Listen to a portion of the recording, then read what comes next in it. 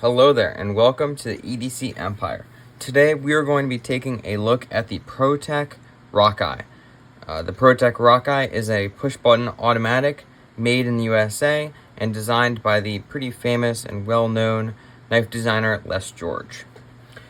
The locking mechanism on the Pro-Tech Rockeye is, of course, a plunge lock button lock, and it deploys via a wound coil spring with a very nice action. The blade material on this particular Rockeye is S35VN, but there are many other variations which I won't even get into. But if there's a steel that you're looking for, there's a pretty good chance, or if you're willing to decide on a few different steels, there's plenty of options for you depending on what you're looking for and what color variations you want. S35VN works really well for the profile of the Rockeye, so I chose it along with this Desert Warrior variation, which is a Blade HQ exclusive.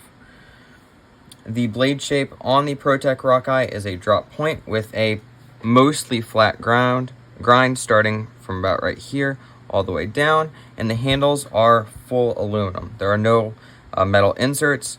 Pretty much everything that you see is what you're getting other than the spring. And yeah, this is a pretty simple design, and it's a very effective design. Just because it's simple doesn't mean it's bad, and yeah, it's just really phenomenal. The overall length of the Pro-Tech Rockeye is 8.42 inches within a folded length of 4.97 inches. Then you have an overall depth when folded of 1.49 inches, and then a width at the pivot of right around half an inch, which means that compared to your PM2, you're going to be right about at the same width. And then getting into some size comparisons, we're going to have the PM2 and the Para 3. What you can see here is that it is going to be larger than both of these. This is a pretty large knife, but actually in blade length, it's only slightly more than the PM2, but is a noticeably bit larger in handle width. And that does come down to there's a pretty good amount of handle which is remaining, which is pretty much just left for the lanyard hole. And then, of course, the Para 3 is noticeably smaller. And then getting into the more budget side of comparisons, we've got the Aviable Elementum and the QSP Penguin. As you can see here, they're both smaller than the Pro-Tech Rockeye.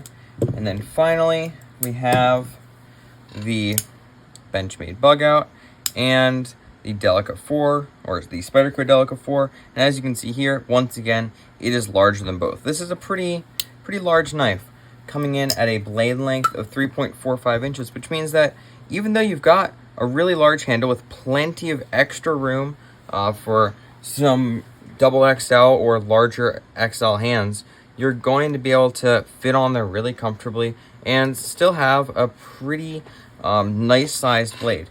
You are only going to have a 3.28 inch edge length with a pretty substantial choil / non-sharpened area. The choil isn't super deep, but it's pretty long, which is up to you what you want. You could use this as a choke up point if you really wanted to. I would be careful about really digging this hand in, but if you want to just get a little bit closer to the edge, if you're cutting cardboard and you just want to be a little bit closer or use your finger kind of as a guide, it definitely works for that as well. Then you have a blade stock of 0.125 inches, which is about on average, and then a weight of 4.50 ounces, which means that your blade to weight ratio is not the greatest, but to be honest, carrying this, that wasn't my main complaint.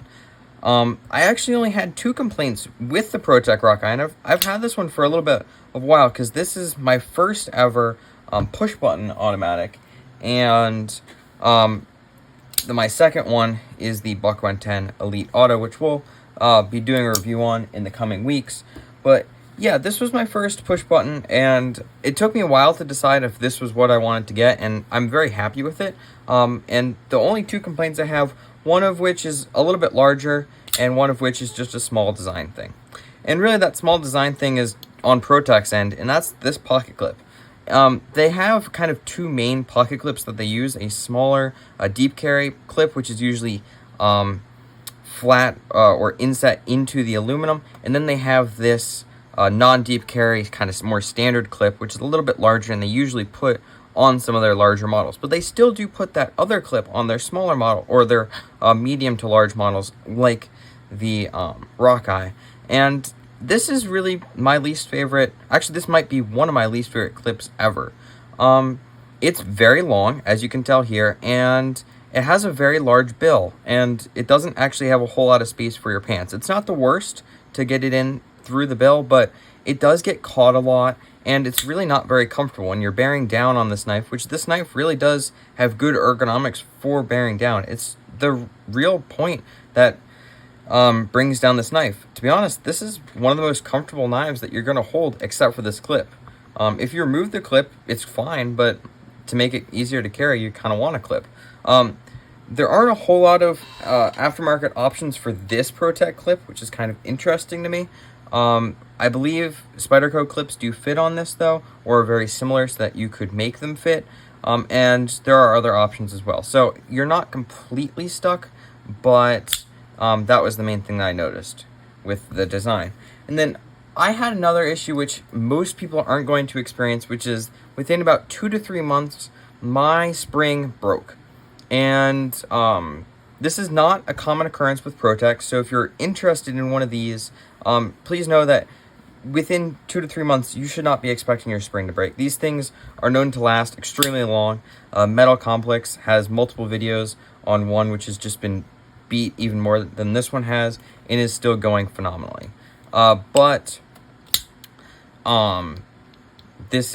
It did break, and that's something I need to talk about.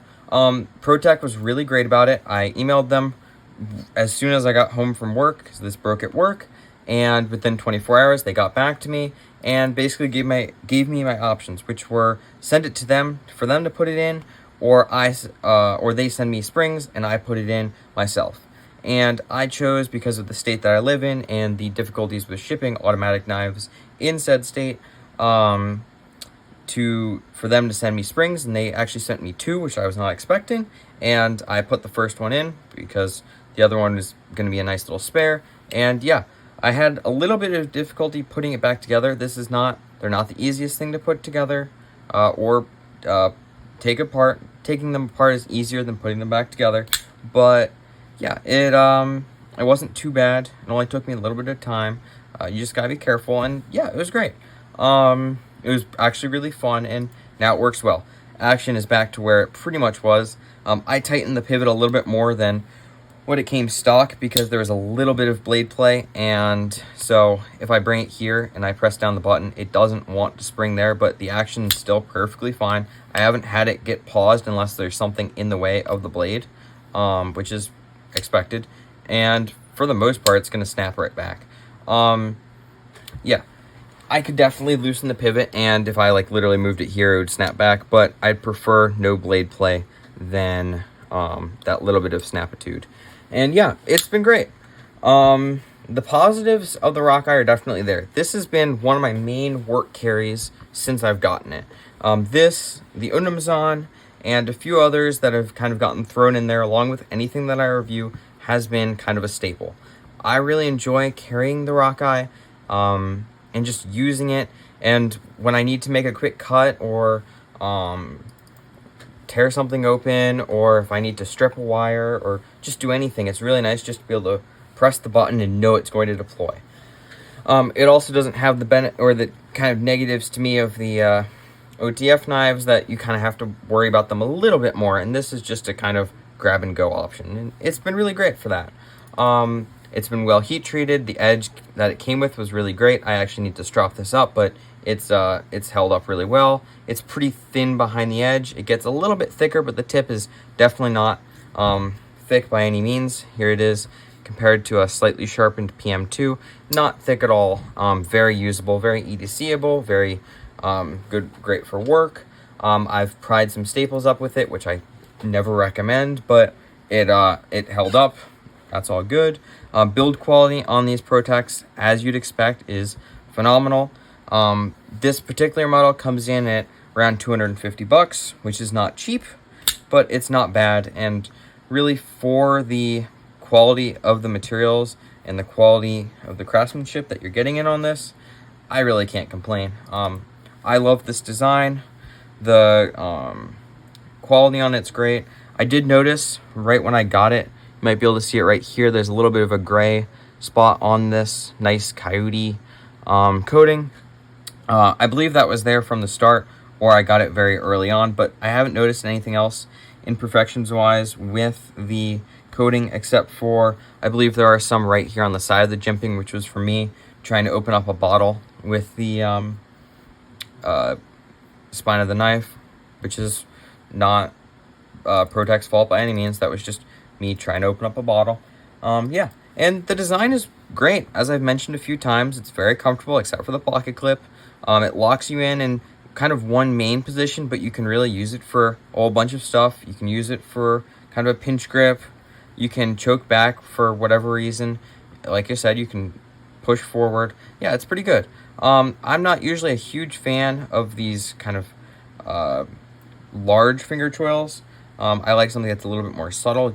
I tend to. That's not always true, but I tend to. But this is really good. It fits my hand well. It fits any people who have given this knife, who have smaller hands or who have larger hands. It's worked well with both. So yeah, I really, really like this. If the Pro-Tech Rockeye is legal for you, so if you can have automatic knives in your state or country, this is a fantastic option. If you can't, you shouldn't get this. But if you can, this is really fantastic. I really enjoy it. And yeah. Overall, if you have the Pro-Tech Rockeye or really any other Pro-Techs, please comment down below what you think about it. And if you enjoyed this review, please consider liking and subscribing.